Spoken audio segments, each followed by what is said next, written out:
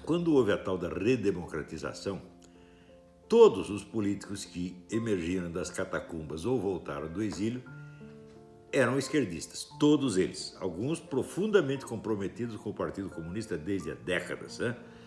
E tinha 2 ou 3 exceções que eram pessoas fraquíssimas, que vieram a compor o tal do PFL, que era um partido nominalmente liberal, mas que sempre procurava mostrar que não era tão direitista assim, sempre tentava dar um showzinho de isentismo, dizendo que era a favor da causa gay, da causa essa, causa aquela outra causa feminista, abortista, etc, etc, para não parecer muito direitista.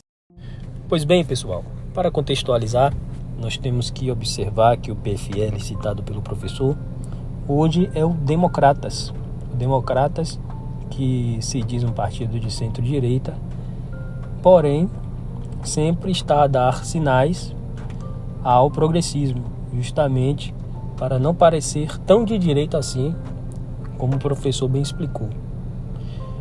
Também temos que observar que partidos como o Novo, encabeçado ali por João Amoedo, em um determinado momento, depois revelou-se mais do mesmo, inclusive apoiando a candidatura de Lula contra Bolsonaro no pleito anterior.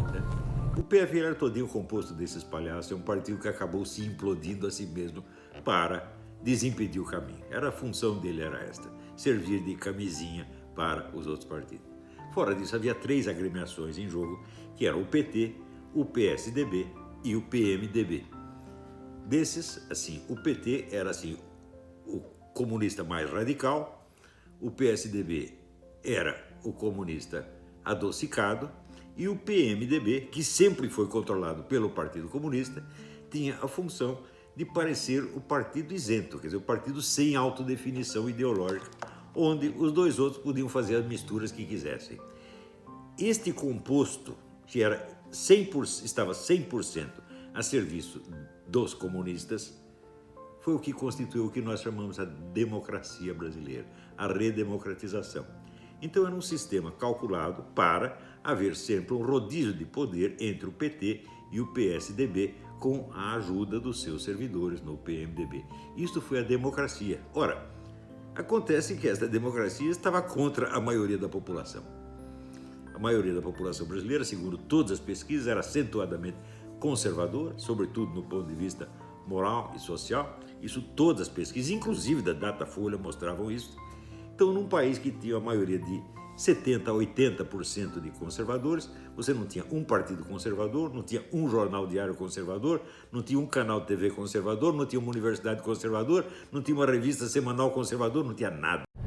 Neste ponto, nós temos que entender o que significa esse nada falado pelo professor. Não é que não havia, de fato, algum representante do que se chama de direita, mas não havia algo substancial, algo que conseguiu, naquele momento, influenciar de forma substancial a política brasileira. Não havia e não há. Afinal de contas, o presidente anterior, que teoricamente era alinhado ao que se chama de direita, não conseguiu fazer muita coisa. Isso é inclusive um assunto de um dos cursos do professor sobre o poder. Ou seja, a população foi totalmente excluída da democracia. No entanto, essa democracia, ela tinha a seu favor a estabilidade, ela funcionava, ela tinha eleições e parecia que estava tudo normal, vamos dizer, de um certo ponto para cima. Aqui embaixo estava tudo, né, todo mundo oprimido, sem ter meios de expressar a sua opinião, mas lá em cima estava muito bem, era a democracia deles. Essa democracia foi muito bem vendida internacionalmente, mesmo porque todos esses políticos tinham um certo prestígio internacional e nós sabemos que o comunismo é uma rede internacional. Comunismo e socialismo são redes internacionais, não são partidos nacionais. Todos eles estão ligados, têm conexões com o mundo inteiro e têm o apoio das grandes megafortunas, né? Os bancos, o pessoal do Bilderberg, né? George Soros, Zuckerberg, toda essa gente. Então é um poder descomunal que controlava o Brasil, quer dizer, a parte superior do Brasil, né? Mantendo o povo sob censura com mordaça durante 30 ou 40 anos. Isto foi a democracia brasileira. Muito bem. Então, é evidente que foi a democracia calculada para consolidar o poder comunista, socialista, etc. Mais ainda após a fundação do Foro de São Paulo. O Foro de São Paulo era uma organização nitidamente criminosa, onde partidos supostamente legais se associavam intimamente a organizações criminosas como as Farc, o MIR chileno, que tinha o monopólio dos sequestros na América Latina, né? As Farc, sobretudo, que eram a grande fornecedora de cocaína ao mercado brasileiro. Tudo isso, vamos dizer, numa intimidade totalmente obscena, né? E, na época, se você dissesse que havia uma parceria de PT e Farc, todo mundo ficava escandalizado. Mas você estava vendo lá o Lula presidir o Foro de São Paulo, junto com Manuel Marulanda, que era o comandante das Farc. Ou seja, a parceria era óbvia, tá certo? Inegável. Mas ainda o Foro de São Paulo era um órgão internacional e a lei eleitoral brasileira proíbe o registro de qualquer partido que tenha filiação a qualquer órgão internacional. Então, o PT está na ilegalidade desde 1990 e colaborando com essa quadrilha criminosa, com várias quadrilhas criminosas, desde 1990, e a mídia inteira fazendo o possível para não ver, né? Tanto que a própria existência do Foro... Não esqueçam isso. O Foro de São Paulo foi a maior entidade política que já existiu na América Latina, congregando 200 partidos e outras organizações. Isso nunca existiu na América Latina. E durante 16 anos, a mídia inteira negou a existência do Foro de São Paulo. Ora, então quer dizer que a mídia faz parte desse esquema. A mídia inteira. Claro que sempre tem um ou outro que não concorda, mas tem que ficar quietinho, porque a maioria da redação o oprime e não deixa falar. Uma coisa que eu recomendo para vocês entenderem tudo o que aconteceu e está acontecendo na América Latina e no Brasil é isso aqui. Leonardo Coutinho, Hugo Chávez, o Espectro.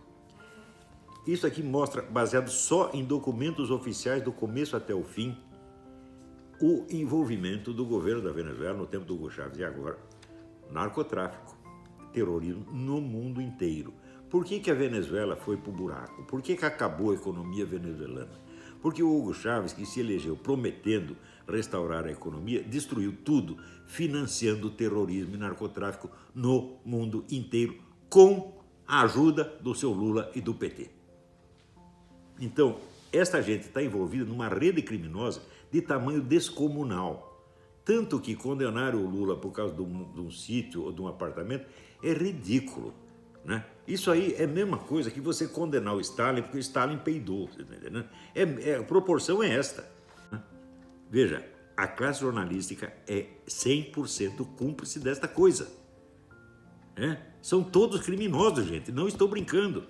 Então, se você ainda tem um pingo de confiança em Folha de São Paulo, Globo, Estadão, Veja, você está sendo simplesmente enganado, porque faz parte do esquema para manter no poder PT e PSDB contra a vontade expressa da maioria da população. E para dar a essas organizações os meios de cometer todos os crimes que desejem, sem jamais ser punidos. Gente, acordem, vocês não é uma disputa política, não é uma disputa eleitoral, tá certo? É uma disputa contra o banditismo organizado, contra criminosos, psicopatas, gente sem escrúpulo de espécie alguma, incluindo os colaboradores mais suaves, tipo Alckmin. Todos eles estão metidos nisso, todos sem exceção. Veja, pessoal, que este talvez seja o trecho mais impressionante deste vídeo do professor Olavo de Carvalho, o que nos força a repetir aquela famosa frase de que Olavo tem razão. Lembremos que este vídeo ele gravou sobre o pleito de 2018, aquele pleito em que participaram Henrique Meirelles, Marina Silva, Ciro Gomes, Geraldo Alckmin, João Amoedo e o próprio Fernando Haddad do PT. Sabemos que, após os anos se passarem, aconteceu o que estamos vendo.